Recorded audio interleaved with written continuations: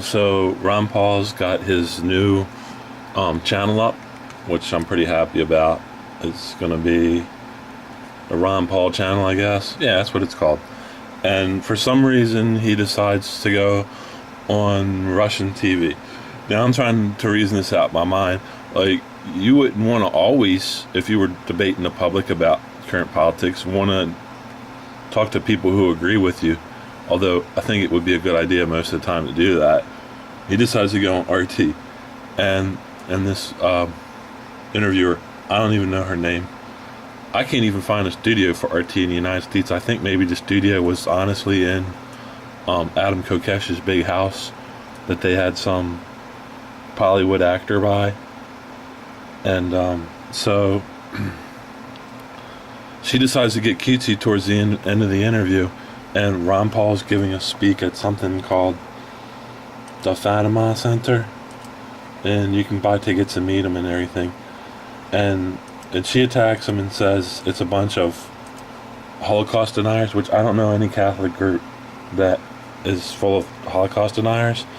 But she says it's a bunch of radical Catholics. I will tell you, there is a group of Catholics that there was a crazy rant that Kokesh was doing, or David Koresh was doing at the Davidian compound.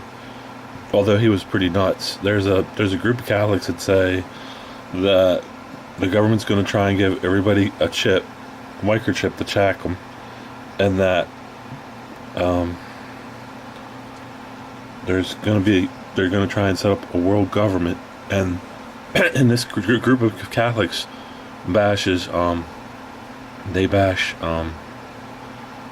pedophilia and sex abuse. So she tries to paint it as this quote unquote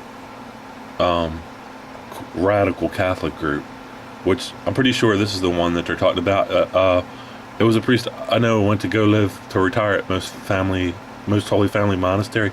They used to be a sponsor on InfoWars until Alex Jones decided to have somebody on that bashed Catholics all day long, and then he kind of agreed with them, and that was the end of that sponsor. But let's take a look at what this it was like. I would say the whole 14 minutes was basically like a character assassination plot on Ron Paul's character.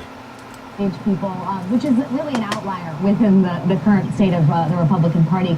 But with your emphasis on liberty, I have to ask you about some of the folks that are in your coalition. And this weekend, you're going to be giving an address at the Fatima Center, at a conference in Canada for the Fatima Center, which has been called a hardcore anti-Semite group.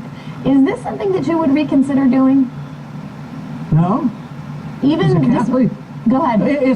I even talk to Republicans and they disagree with everything I say. You know, when I'm on a Republican stage and I say we should have a foreign policy of a golden rule, they boo me. I'm trying to convert people.